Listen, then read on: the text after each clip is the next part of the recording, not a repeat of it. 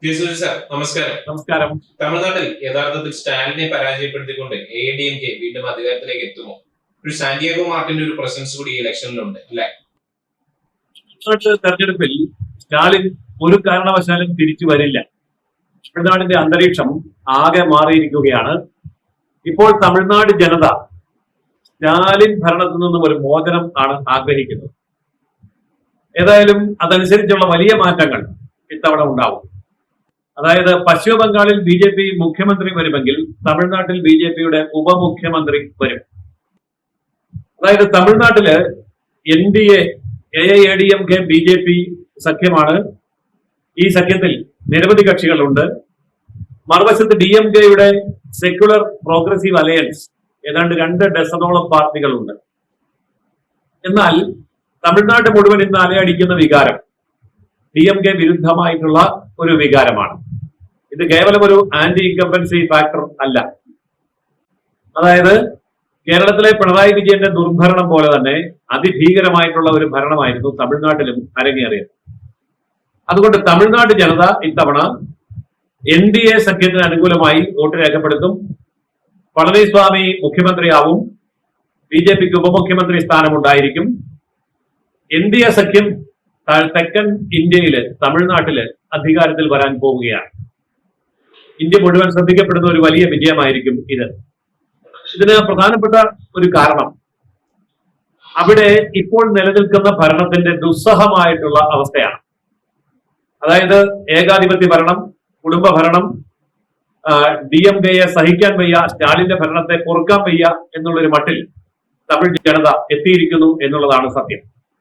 നമുക്ക് അവിടുത്തെ ഒരു മുന്നണി ഘടകങ്ങളെ സംബന്ധിച്ച് ഒന്ന് പരിശോധിച്ചാൽ DMK നേതൃത്വം കൊടുക്കുന്ന സെക്യുലർ പ്രോഗ്രസീവ് അലയൻസ്, അതിൽ DMK 164 സീറ്റിലാണ് മത്സരിക്കുന്നത്. തമിഴ്നാട് അസംബ്ലി ആകെ 234 സീറ്റാണ്. അതിൽ DMK 164 seat, Congress party international Congress 28, DMDK 10 seat, VCK 8 seat, CPI 5 seat, CPIM 5 seat, MDMK 4 seat, KMDL 2 seat, IUML അതായത് ഇന്ത്യൻ യൂണിയൻ മുസ്ലിം ലീഗ് അവിടെ മത്സരിക്കുന്നുണ്ട് 2 സീറ്റ്, MMK 2 സീറ്റ്. രസകരമായ ഒരു കാര്യം, SDPI അവിടെ 1 സീറ്റിൽ മത്സരിക്കുന്നു. പാളയം കോട്ടൈ എന്ന് പറയുന്ന മണ്ഡലത്തിൽ മത്സരിക്കുന്ന SDPIയുടെ സംസ്ഥാന പ്രസിഡന്റ് നെല്ലൈ മുബാറക് മത്സരിക്കുന്നു. MJK 1 seat, TDK 1 seat, MVP 1 seat. ഇവിടെ രസകരമായ ഒരു വസ്തുതയുണ്ട്. കോൺഗ്രസ്, CPM, CPI, മുസ്ലിം ലീഗ്, കേരളത്തിലെ ഇത്രയും കക്ഷികൾ തമിഴ്നാട്ടില് DMK മുന്നണിയിലെ ഘടകകക്ഷികളാണ്. SDPIയും ഘടകകക്ഷിയാണ്. ഇവിടെ SDPI കൊള്ളാം കൊള്ളില്ല, വർഗീയ പാർട്ടിയാണ്, അല്ല എന്നൊക്കെ വാദിക്കുമ്പോൾ തമിഴ്നാട്ടിൽ ഇവരെല്ലാം ഒരൊറ്റ മുന്നണിയിലാണ്. SDPI, CPM, CPI, Congress, league എല്ലാം ഒരൊറ്റ മുന്നണിയാണ്. DMK സ്റ്റാലിൻ നേതൃത്വം കൊടുക്കുന്ന സെക്യുലർ പ്രോഗ്രസീവ് അലയൻസ്.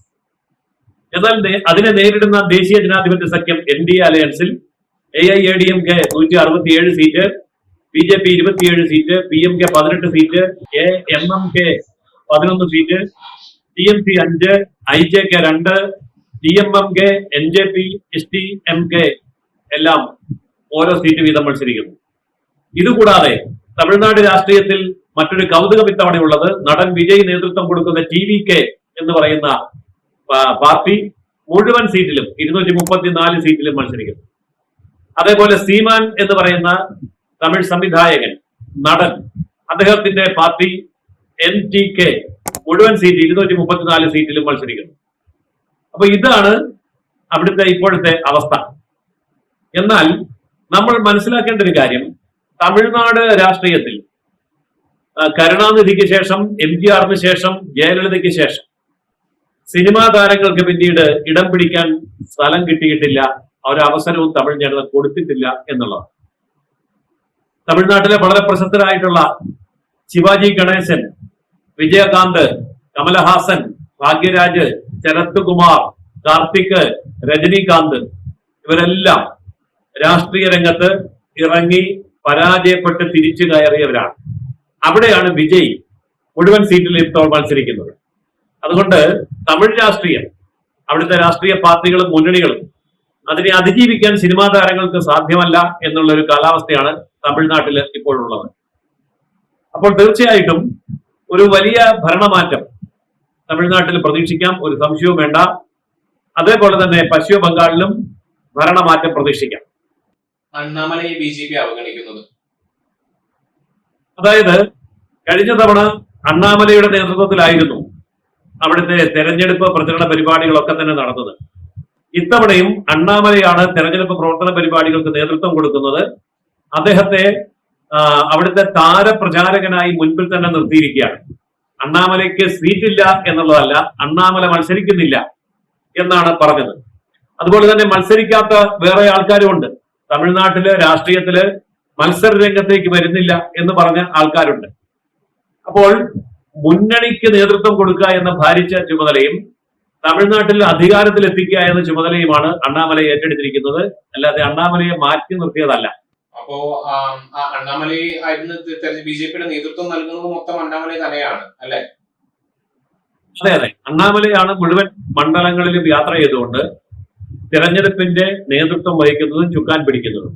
പക്ഷെ നമ്മുടെ ഒരു പ്രചരണം എന്ന് പറയുന്നത് അണ്ണാമലയുടെ ഒരു ദ്രാവിഡ രാഷ്ട്രീയത്തിന് അണ്ണാമല ഒട്ടും യോജിച്ചതല്ല എന്നുള്ളതാണ് അവിടെ ഒരു പ്രചരണം നടത്തുന്നത്. DMKയും ADMKയും അതിലവർ ഒരു പക്ഷേ ഒരു പരിധിവരെ വിജയിച്ചു എന്ന് തോന്നുന്നു അല്ലെ?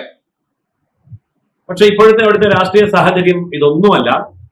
ഒറ്റ ലക്ഷ്യമേ ഉള്ളൂ തമിഴ് ജനതയ്ക്ക് എങ്ങനെയും സ്റ്റാലിനെ പുറന്തള്ളുക, സ്റ്റാലിന്റെ കിരാത ഭരണത്തിൽ നിന്നും തമിഴ് ജനതയെ മോചിപ്പിക്കുക. അത്രമാത്രം അതിഭീകരമായിട്ടുള്ള കാര്യങ്ങളാണ് തമിഴ്നാട്ടിൽ നടക്കുന്നത്. DMKയുടെ കുടുംബ വാഴ്ചയാണ് നടക്കുന്നത്. അതുപോലെ തന്നെ ഭീകരമായിട്ടുള്ള ഭരണമാണ് നടക്കുന്നത്. തമിഴ്നാട്ടിലെ പിൻവാതിൽ നിയമനങ്ങൾ തകൃതിയായിട്ട് നടന്നുകൊണ്ടിരിക്കുകയാണ്. കേരള മോഡലാണ് അവിടെ നടക്കുന്നത്.